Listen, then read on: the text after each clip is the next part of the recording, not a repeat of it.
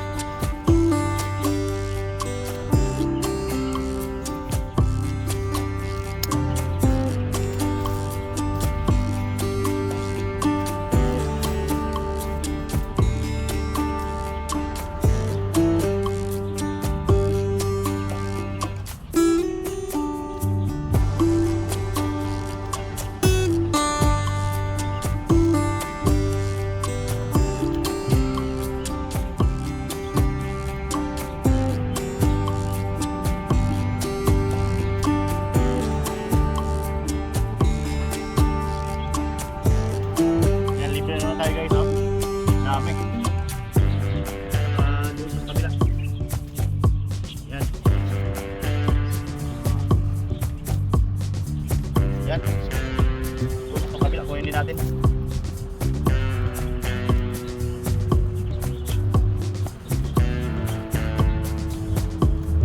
Ayun. So, sa kabila na naman. So, yan, dito sa limon natin, marami natin nakuha pero marami pa rin harvest. Oh. Yan yung mga bunga. Ayan. Saka yung pa. Yung iba na-harvest ko na, marami na ako nakuha. Saka may na-harvest na ako sa kabila. Ayan, no? Mga bunga. Alright. So yung harvest natin ito, kamuti tops. Kunin na natin ito lahat. Kasi pag nadaanan ito ng bagyo mamaya, ubos to. Mamamatay to. Mawas out ang tubig ito mamaya. So i-harvest natin. Ito yung na-harvest natin sa kabila kanina. So yan, itirahin na natin ito dito.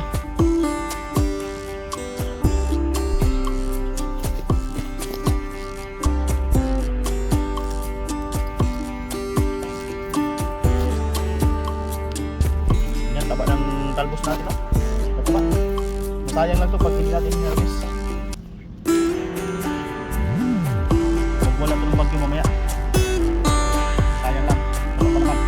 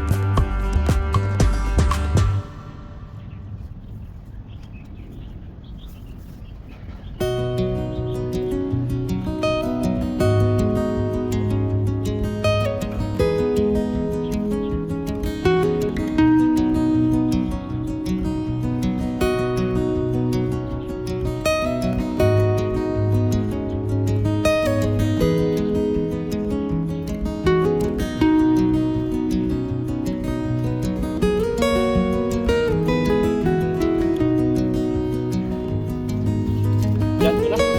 Nakuha na natin, guys. Ito na yung harvest natin. Alright. So, yan guys, yung harvest natin.